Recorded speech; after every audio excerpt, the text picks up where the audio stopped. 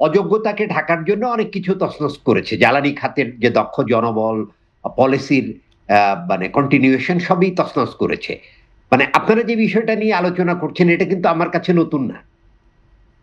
মানে petroleum product বেসরকারি খাতে শুধু একটা জায়গাতে বাধা ছিল যে তেল, বিশেষ করে মানে কেরোসিন, ডিজেল, অকটেন, পেট্রোল এবং জেট ফুয়েল, এই তেলগুলো শুধু রিটেলিং এ বেসরকারি খাতের অনুমোদন নাই।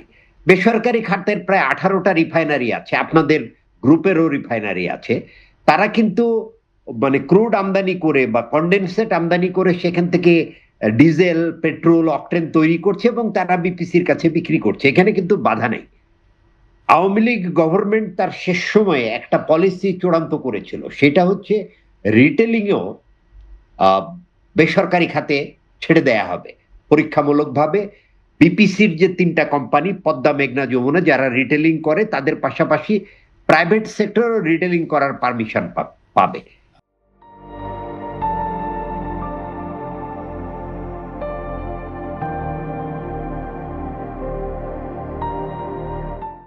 কিন্তু ওই যে পলিসিটা, এটা এসে অন্তর্বর্তীকালীন সরকার স্থগিত করেছে। কিন্তু আজকে একটি অনুষ্ঠানে জ্বালানি মন্ত্রী মহোদয় যেটা বললেন, যদি এই পদ্ধতিতে পলিসি হয় তাহলে কোনো বেসরকারি খাতে এখানে বিনিয়োগ করতে আসবেন না। উনি যেটা বলেছেন, আমি যদি ওনাকে সঠিকভাবে বুঝে থাকি, বলছে পদ্মা, মেঘনা, যমুনার পেট্রোল স্টেশন গুলো থাকবে, কিন্তু পাশাপাশি বেসরকারি খাতের ডিস্ট্রিবিউশন নেটওয়ার্কও থাকবে, রিটেলিং নেটওয়ার্কও থাকবে। যারা বেশি দামে এবং ভর্তুকি ছাড়া কিনতে চায় তারা ওখান থেকে কিনবে। পলিসি যদি আপনি করেন এইভাবে কাজ করবে না।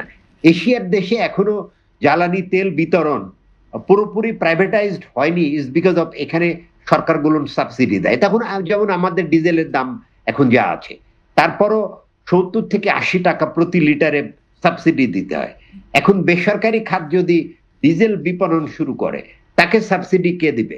আইদার সরকারের দিতে হবে, অথবা সরকার এবং বেসরকারি খাত উভয়কেই সাবসিডি মুক্তভাবে জ্বালানি বিক্রি করতে হবে। আচ্ছা, এটা গেল একটা। আপনি যে এলএনজির কথা আসলেন, এলএনজি আমদানির জন্য বিগত সরকার আরেকটা নীতি করেছিল, সেটা হচ্ছে বেসরকারি খাতে এলএনজি আমদানি ও বিপণন নীতিমালা। এটার আওতায় কিন্তু Saudi Bangla gas pipeline company, এটা হচ্ছে সৌদি, বাংলাদেশ এবং ইন্ডিয়ান একটা জয়েন্ট ভেঞ্চার কোম্পানি, তারা কিন্তু একটা লাইসেন্স নিয়েছিল।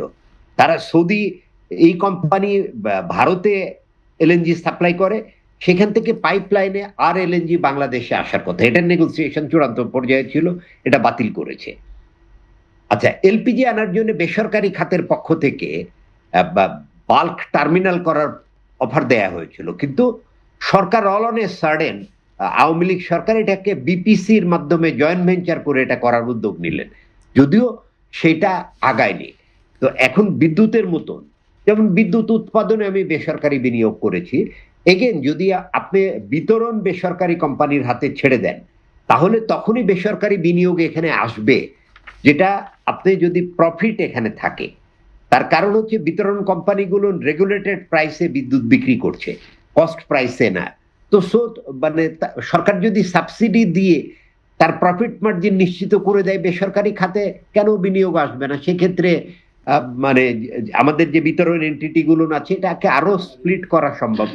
আমি ব্যক্তিগতভাবে মনে করি বাংলাদেশে প্রাথমিক জ্বালানির যে সমস্যা, এখন এসে এই মুহূর্তে এসে সরকারের একার পক্ষে এটা মোকাবেলা করা সম্ভব না।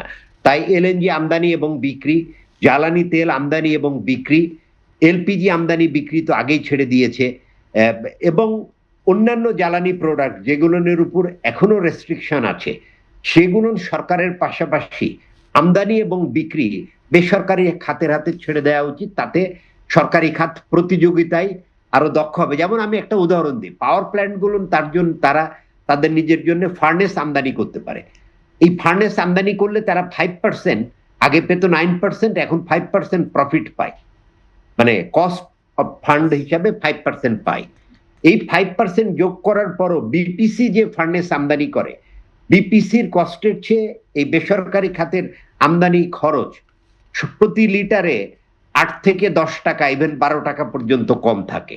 তাহলে মানে সরকারি পর্যায়ে রেখে এই মাথা বাড়িয়ে মানে চাকরিজীবী ব্যবস্থাকে রেখে বা দক্ষ জনবল এখানে না দিয়ে আমরা বেসরকারি খাতে সরকারি খাতে পাবলিক জি। সেক্টরে জনখাতে যে লোকসান করছি সেখান থেকে বেরিয়ে আসার জন্য খুব ভালো পথ হতে পারে মানে এই বেসরকারি জি, আমরা আবার বিনিয়োগ। আপনার